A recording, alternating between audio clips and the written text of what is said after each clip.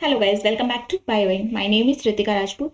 आज के इस वीडियो में हम अपनी सीरीज जो हमारी चल रही है सीएसएन नेट लाइफ साइंस को लेके, जिसके पार्ट बी क्वेश्चंस हम लोग सॉल्व कर रहे हैं, उसी को आगे बढ़ाएंगे। और आज का जो हमारा टॉपिक है वो यूनिट इवोल्यूशन से रिलेटेड है। यूनिट इवोल्यूशन के जितने भी पार्ट बी के आपके क्वेश्चंस बनते हैं हम वो डिस्कस करेंगे आज। तो आप लोग रेडी रहिए और अपने जितने भी क्वेश्चंस आपके सॉल्व हो रहे हैं वो मुझे कमेंट सेक्शन में बताइए। और हाँ, एक बात और, अगर आपको इस सीरीज से फायदा हो रहा है तो चैनल को सब्सक्राइब जरूर करते रहिए, ताकि मुझे भी इस पे रिस्पॉन्स मिलता रहे। आप कमेंट कर सकते हैं वीडियो के नीचे, ताकि रिस्पॉन्स के बेसिस पे मैं आपकी ये सीरीज को आगे बढ़ाऊं। क्योंकि अगर आपका रिस्पॉन्स नहीं आएगा तो मेरी सीरीज कराने का क्या मतलब। ठीक है, चलिए बढ़ते हैं आगे। तो हमारा फर्स्ट क्वेश्चन जो है वो है, dash was consider as a missing link between reptiles and birds. Reptiles and birds के बीच में कौन सा मिसिंग लिंक होता है, या कौन सा ऐसा फॉसिल होता है जो इनके बीच में मिसिंग लिंक का काम करता है, रेप्टाइल्स एंड बर्ड की एज के बीच में। तो आप लोगों ने ये सब पढ़ा होगा। ये क्वेश्चन बहुत ही रिपीटेड क्वेश्चन, बहुत रिपीट होता है। तो इसका आंसर क्या हो जाएगा, आर्चियोप्टेरिक्स। ओके, ये याद कर लीजिए, क्योंकि ये क्वेश्चन आपके आईसीएमआर से लेके गेट के एग्जाम हो, चाहे आपका सीएसएन नेट हो, आपके सारे एग्जाम्स में ये क्वेश्चन आ चुका है। तो इस क्वेश्चन को आप लोग बिल्कुल भी, अगर आता है तो बिल्कुल भी आपको गलत नहीं करना है। चलिए नेक्स्ट देखते हैं। ये आपकी एक इक्वेशन लिखी हुई है, p प्लस क्यू का whole square equal to P square plus 2pq plus q square equal to 1। तो आपकी ये कौन सी इक्वेशन है, आपको पता होगा ये क्या है, हार्डी वेनबर्ग की इक्वेशन। ठीक है, हार्डी वेनबर्ग इक्वेशन में इन्होंने क्या बताया था, ये इक्वेशन इन्होंने पूछा है, population genetic, Mendelian genetic, biometric और मॉलिक्यूलर जेनेटिक। तो हमें पता है हार्डी वेनबर्ग जो इक्वेशन है वो किसको रिप्रेजेंट करती है, पॉपुलेशन जेनेटिक को। ठीक है, अब मुझे कमेंट सेक्शन में आपको बताना है कि ये स्मॉल पॉपुलेशन को रिप्रेजेंट करती है या लार्ज पॉपुलेशन को। चलिए नेक्स्ट बढ़ते हैं। The bones of forelimbs of whale, bat, cheetah and man are similar in structure because। अब इन्होंने क्या बोला है, सिमिलर स्ट्रक्चर की बात करी है, पर क्या आपका ये जो फोरलिम्स होते हैं वेल की, बैट की, चीता के, पर क्या ये वर्क सेम करते हैं, नहीं। सिमिलर स्ट्रक्चर होता है इनका, लेकिन वर्क ये सेम नहीं करते हैं। तो क्या होगा इनका मतलब, ये किस तरीके के ऑर्गेनिज्म है, हमने पढ़े हैं एक homologous, similar structure different function, और हमने एक पढ़ा है analogous, different structure similar function. ठीक है, तो ये क्या है, सिमिलर स्ट्रक्चर है, यहाँ पे होमोलोगस की बात हो रही है, सिमिलर स्ट्रक्चर है बट इनका फंक्शन क्या है, डिफरेंट। ठीक है, तो क्या इन्होंने लिखा है, देखिए अब देख लेते हैं। One organism has given rise to another, क्या एक ऑर्गेनिज्म दूसरे को जन्म दे रहा है, नहीं, ये रॉन्ग है आपका statement. They share a common ancestor, इसको हम होल्ड पे रखते हैं अभी। They perform the same function, क्या ये सेम परफॉर्म कर रहे हैं, नहीं। दे हैव बायोकेमिकल सिमिलरिटीज, क्या इनके पास बायोकेमिकल सिमिलरिटीज है, नहीं। जब ये परफॉर्म ही सेम नहीं कर रहे तो इनके पास बायोकेमिकल सिमिलरिटीज क्या है। अगर आप इसको ऑड वन आउट करके भी निकालेंगे तो भी आपका ऑप्शन ये वाला आ जाएगा, और वैसे भी आपका ये ऑप्शन आ सकता है कि इनके पास, इनके क्या हो सकते हैं, शेयर कर सकते हैं कॉमन एंसेस्टर को। ठीक है, यानी कि इनकी ऑरिजिन क्या हो सकती है, सेम हो सकती है।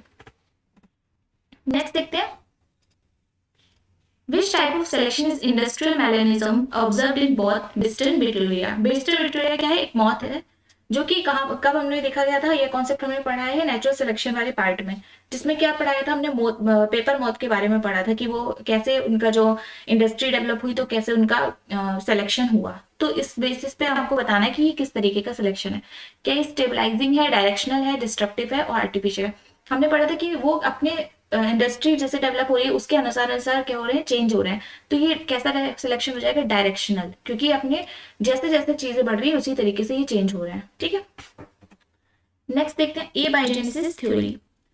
ए बायोजेनेसिस थ्योरी और ओरिजिन सपोर्ट। तो ए बायोजेनेसिस थ्योरी क्या कहती है, ए बायोजेनेसिस मतलब ए मतलब जहां क्या बोलते हैं कि आपका नॉन लिविंग थिंग्स है उनसे लिविंग थिंग्स आ रही हैं। ठीक है, नॉन लिविंग थिंग्स से क्या आ रही है, लिविंग थिंग्स आ रही है।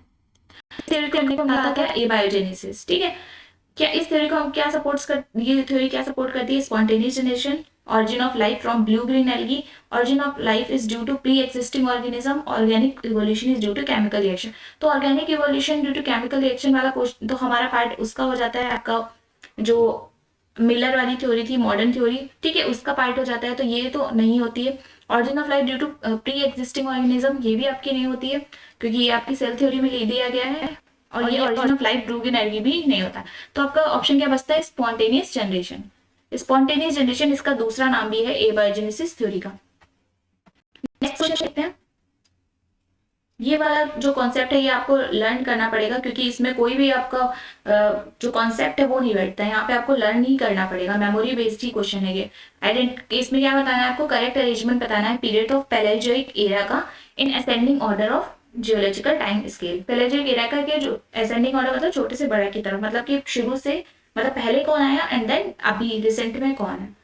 तो आपका इसमें दिख रहा होगा, आपको पता है कि कैम्ब्रियम सबसे फर्स्ट एज थी और सबसे लास्ट क्या थी, कार्बोनिफेरस। तो आपके दो ऑप्शंस तो यहीं पे चले जाएंगे।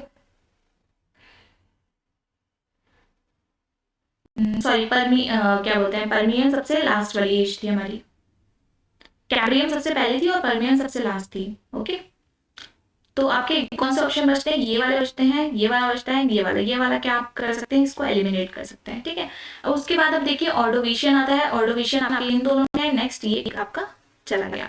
नेक्स्ट आपका क्या आता है, सिल्यूरियन आता है। अब सिल्यूरियन भी दोनों में कहाँ बचता है, ये पार्ट में, ये। तो हमारा ऑप्शन हमें आगे देखने की जरूरत नहीं पड़ी, हमारा ऑप्शन क्या हो गया, B. Option B is our right answer. Next question देखते हैं। ये भी क्वेश्चन आपका मेमोरी बेस्ड है। Which of the following isotope is used to find the fossil age about maximum about 3,50,000 years। तो अब इतने years के जो हमें fossils निकालने होते हैं, हम उनकी एज किससे करते हैं, कार्बन डेटिंग टेक्निक से। ठीक है, उसमें कौन सा आइसोटोप लेते हैं, C14। चलिए नेक्स्ट क्वेश्चन देखते हैं। Which one of the following is scientist name is correctly matched with the theory but worth by him. क्या है, इन्होंने बोला है कि कौन सा साइंटिस्ट ने कौन सी थ्योरी दी थी, उसके बेसिस पे आपको मैच द फॉलोइंग करना है। तो ह्यूगो डे व्रीज ने क्या आपको नेचुरल सिलेक्शन दिया था, नहीं, ये तो आपको डार्विन ने दिया था। अब डार्विन ने क्या थ्योरी ऑफ पेंजेसिस दी थी, नहीं, इन्होंने नेचुरल सिलेक्शन दिया था, ये भी गलत हो गया। अब क्या पेस्चर जो थी, क्या उन्होंने थ्योरी ऑफ इनहेरिटेंस दिया था, नहीं, ये भी नहीं दिया था। ये किसने दिया था, लेमार्क ने ये थ्योरी दी थी। वीसमैन थ्योरी जो थी वो जर्म प्लास्ट की थ्योरी, जो कॉन्टिन्यूटी ऑफ जर्म प्लास्ट थी वो किसने दी थी, वीसमैन ने ही दी थी। तो ऑप्शन सी क्या हो गया हमारा राइट आंसर। इसके अलावा आपको पता होना चाहिए ह्यूगो डे व्रीज ने कौन सी थ्योरी दी, आपकी डार्विन ने कौन सी दी, आपकी पेस्चर ने कौन सी दी, ये भी आपको इंपॉर्टेंट है, ये आपको याद रखना है। नेक्स्ट देखते हैं। Which of the following is the most important for speciation? Speciation के लिए जो नॉर्मली चीजें हैं वो कौन सी चीज इंपॉर्टेंट है, क्या seasonal isolation, reproductive isolation, behavioural isolation और ट्रॉपिकल आइसोलेशन। तो आप जहां भी स्पेसिएशन आए या फिर वेरिएशन वाली चीजें आए, तो आप ज्यादा से ज्यादा जो रिप्रोडक्टिव वाला पार्ट है आप उसको क्लिक करें, क्योंकि रिप्रोडक्टिव से क्या होता है, चीजें में वेरिएशन आते हैं। ठीक है, तो यहाँ पे भी कौन सा आपका आइसोलेशन वाला पार्ट से हो जाएगा, रिप्रोडक्टिव आइसोलेशन। स्पेसिएशन के लिए सबसे इंपॉर्टेंट चीज क्या है, रिप्रोडक्टिव आइसोलेशन, एकदम याद कर लीजिए। ठीक है, नेक्स्ट क्या है, नेक्स्ट है आपका the factor involve in the formation of new species. New species के फॉर्मेशन में कौन से फैक्टर्स आपके इन्वॉल्व होते हैं, आइसोलेशन एंड कॉम्पिटिशन। अगर आइसोलेट करा देंगे और कॉम्पिटिशन, मतलब उन दोनों के बीच में कॉम्पिटिशन करा देंगे, तो क्या ये हो जाएगा, आप मतलब इससे क्या होगा, आपके न्यू स्पीसीज तो इन्वॉल्व नहीं होंगे, क्योंकि उन दोनों में खुद ही कॉम्पिटिशन होगा, और आइसोलेट हो जाएंगे, अलग अलग हो जाएंगे, तो न्यू स्पीसीज का इन्वॉल्वमेंट का कोई सवाल नहीं होता। Gene flow and competition, gene flow तो आपको एक बार फिर भी कंपटीशन कंपटीशन एंड म्यूटेशन, क्या कंपटीशन और म्यूटेशन रहेगा तो भी नहीं होगा, क्योंकि कंपटीशन यहाँ पे कहीं पे भी लाई नहीं करता। आइसोलेशन एंड वेरिएशन, हाँ आपका आइसोलेट का क्या वेरिएशन कर सकते हैं, क्योंकि मैंने बताया न्यू स्पीसीज के उसमें क्या होता है, वेरिएशन अगर करेंगे तो आपका ऑप्शन क्या हो जाता है, option D is our right answer. Okay, तो आपको अगर ये सीरीज पसंद आ रही है तो आप इस सीरीज को लाइक जरूर करिए, मुझे कमेंट सेक्शन में बताइए कि ये सीरीज बहुत हेल्पफुल हो रही है आपके लिए, और आपको ऐसे इस तरीके की और सीरीज चाहिए। ठीक है, और चैनल को सब्सक्राइब कर दीजिए, बेल आइकन को जरूर प्रेस कर दीजिए, वरना आपको जितनी भी सीरीज आती रहती है आपको उसके बारे में पता नहीं चलेगा, और आपसे ये क्वेश्चन मिस हो जाएंगे। ये बहुत ही इंपॉर्टेंट क्वेश्चन और सिलेक्टेड क्वेश्चन है जो मैं करा रही हूँ आपको, तो आप इसको बिल्कुल भी मिस करके ना जाए। ठीक है, चलिए, थैंक यू सो मच, मिलते हैं नेक्स्ट वीडियो में।